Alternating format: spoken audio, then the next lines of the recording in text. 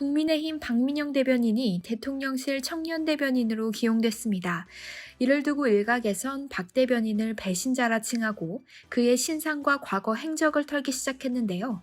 이준석 퀴즈로 불리던 박 대변인이 배신자로 낙인 찍히게 된 이유는 무엇일까요? 박 대변인은 2017년 7월 바른정당이 주최한 제1회 바른토론 배틀에서 우승하면서 얼굴을 알렸습니다. 이 바른토론 배틀도 이준석 전 대표가 주관한 것으로 알려졌습니다.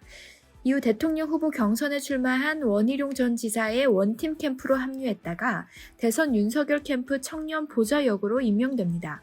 대선 당시 한 줄 공약, 59초 쇼츠 공약 등을 기획한 것으로 알려지면서 화제가 됐습니다.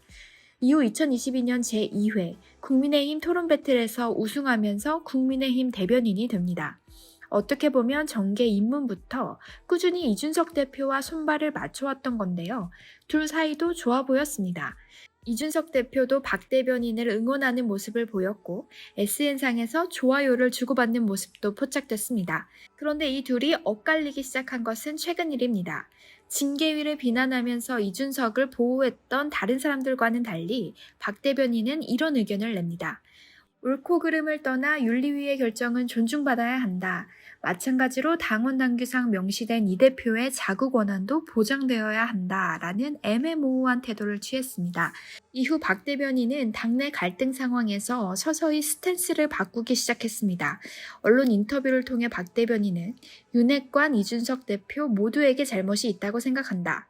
당내 갈등에 연관이 없는 뉴페이스, 새로운 의제와 현안을 내놓을 수 있는 사람들이 전면에 나와 당을 정상화시켜야 한다라는 주장을 내놓았습니다.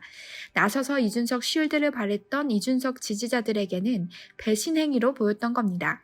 또 2030 세대들이 분노하고 있는 김건희 여사 논문 표절 문제에 대해서도 그 시절의 논문 작성 기준이 있다. 과거에는 논문 윤리 등이 적용되지 않았다 등의 발언을 하면서 어째 쎄하다라는 반응들이 나왔는데요. 아무튼 이후 대통령실로 들어간다는 소식이 알려지자 이준석 지지자들은 폭발했습니다. 급기야 박 대변인의 신상을 털기 시작했는데 생각보다 털 게 많이 나옵니다. 주요 커뮤니티에서 대변인으로서 사용하기 부적절한 다수 언어 사용 내역들이 발견되고 있습니다.